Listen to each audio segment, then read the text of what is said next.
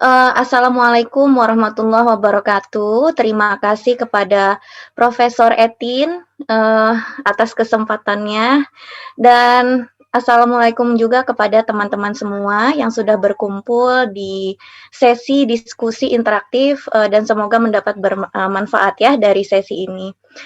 Mohon ditampilkan untuk screen-nya, materinya boleh ya? Iya, terima kasih Pak Aryo. Oke, mungkin bisa di full screen ya.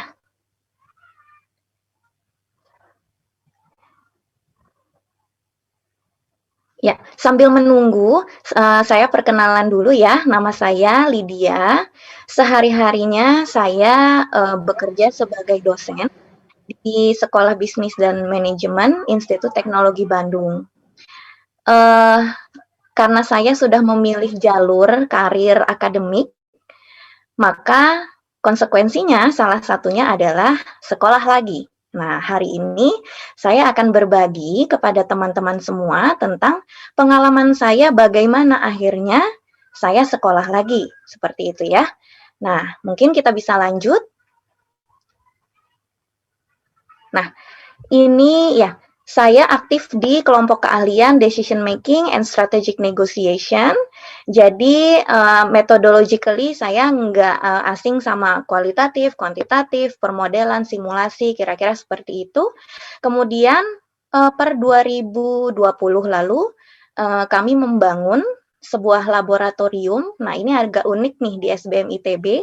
Kita punya laboratorium yang isinya itu mengutak-atik data, big data dan business analytics, kira-kira seperti itu. Kita mengambil data both structured and unstructured, jadi dari bayangkan laporan gitu ya, atau dari sosial media yang sifatnya kata-kata seperti itu. Nah, kemudian alhamdulillah per 2020 juga saya menjadi awardee LPDP yang jalur Budi. Nah, kalau sebelumnya teman-teman sudah dengar ya dari Mas Ivan dan Mas Huda, itu ada beberapa jalur. Nah, kalau saya kali ini akan fokus di jalur yang Budi. Begitu ya. Nah, sekarang saya juga menjadi mahasiswa PhD di Southampton Business School, University of Southampton. Nanti kita agak bahas ya, kira-kira gimana ya Southampton itu. Mungkin ada teman-teman yang udah mulai, oh saya taunya klub bola nih di Southampton, kayaknya mau ke sana. Ayo, boleh yuk kita diskusi ya. Nah, next. Nah, sebenarnya saya sangat beruntung karena sesi saya ini terakhir ya dari ketiga dari presenter hari ini. Nah, sehingga saya hanya ingin menekankan beberapa bagian penting yang sebelumnya memang sudah disampaikan begitu ya.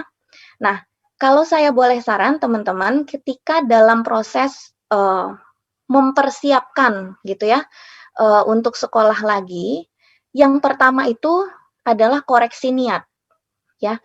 Kalau mungkin Mas Huda dan Mas Ivan tadi sudah menyinggung ya, kenapa ya kita harus sekolah lagi gitu. Nah, itu kalau menurut saya memang itu adalah yang paling penting karena seperti yang sudah kita tahu bahwa ruh dari seluruh amal itu adalah niat.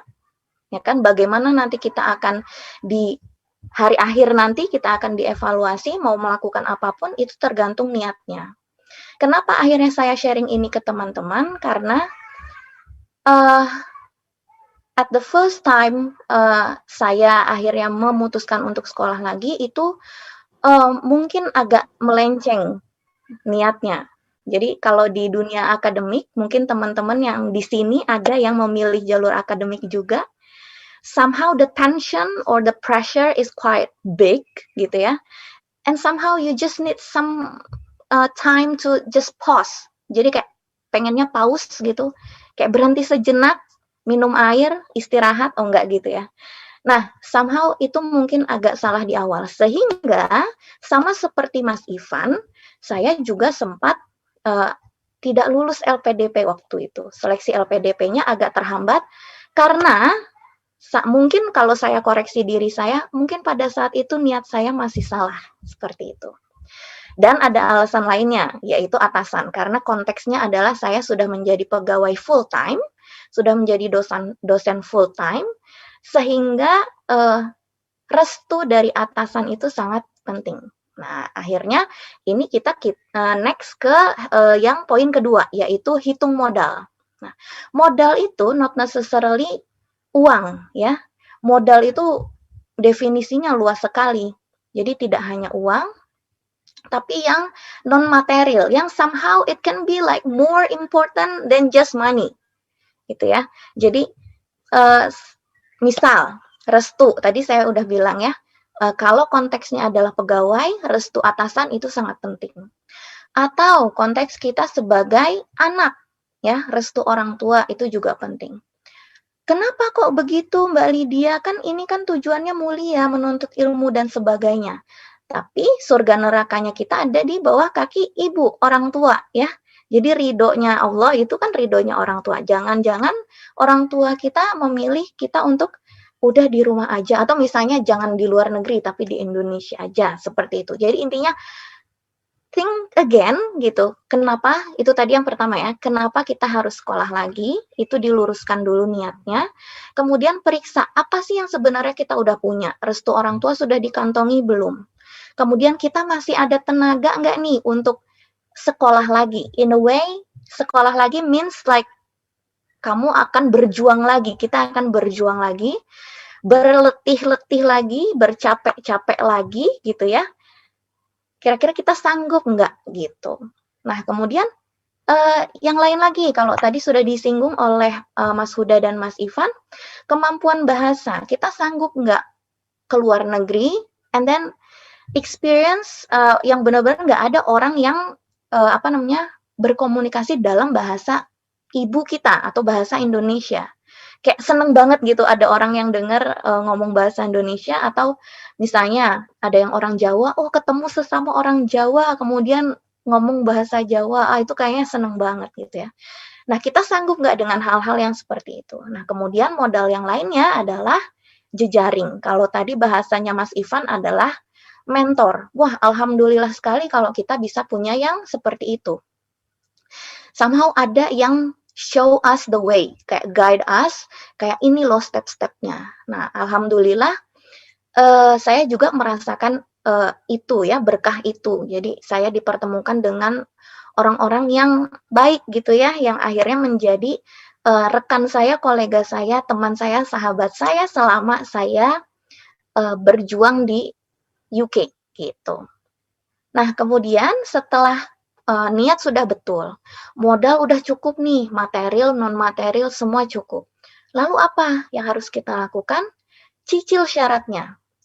Nah, syaratnya itu bisa dari dua hal, dari universitasnya dan juga pendanaannya, seperti itu ya.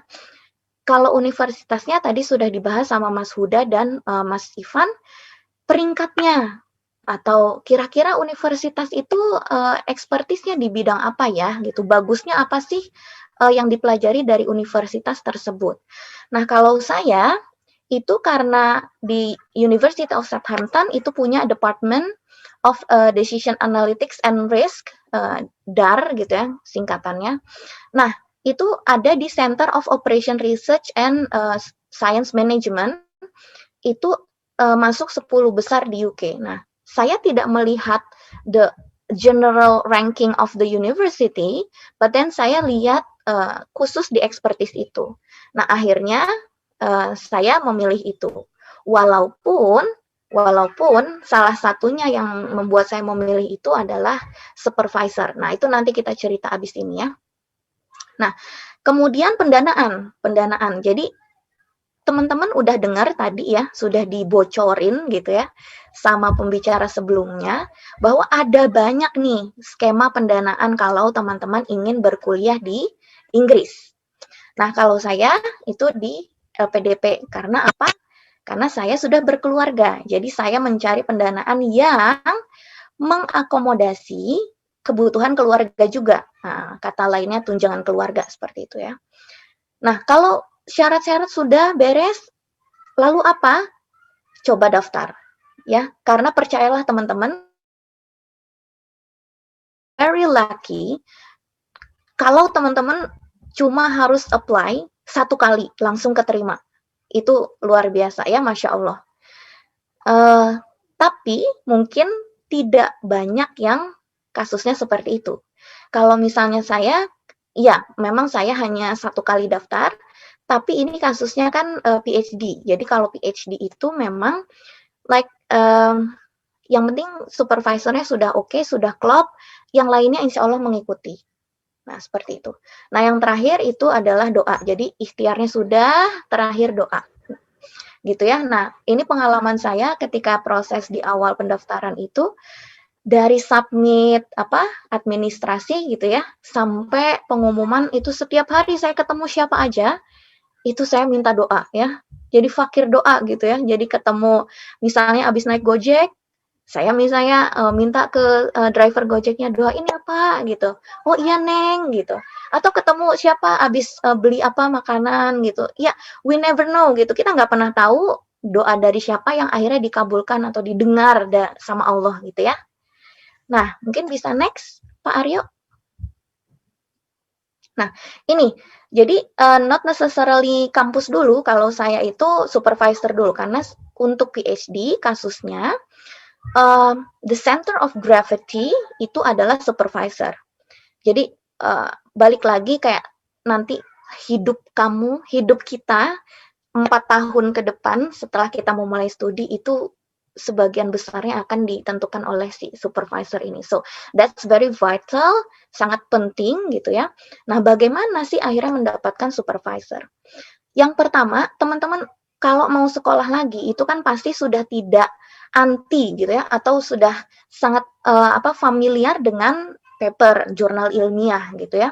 Nah, jadi teman-teman ketika membaca paper, jangan hanya membaca isi dari papernya, tapi, bagian atas, author and the co-author itu juga penting.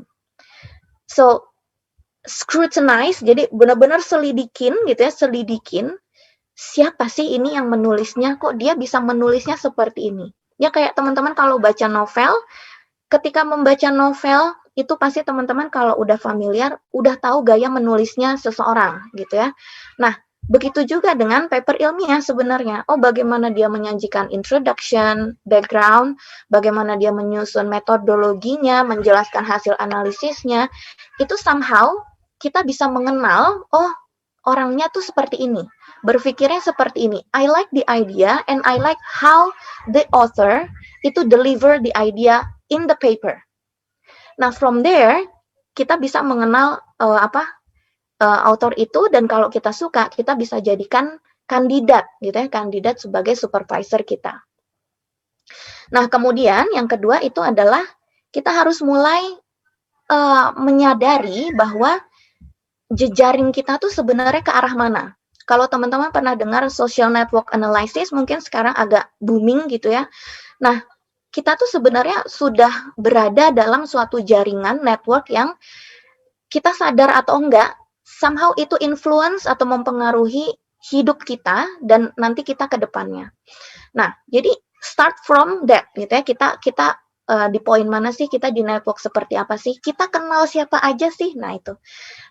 Pada saat itu, jadi di kelompok keahlian, kan tadi saya cerita di awal ya, di kelompok keahlian saya, itu every year kita mendatangkan dosen dari universitas luar negeri untuk menjadi guest speaker, guest lecture, atau visiting researcher.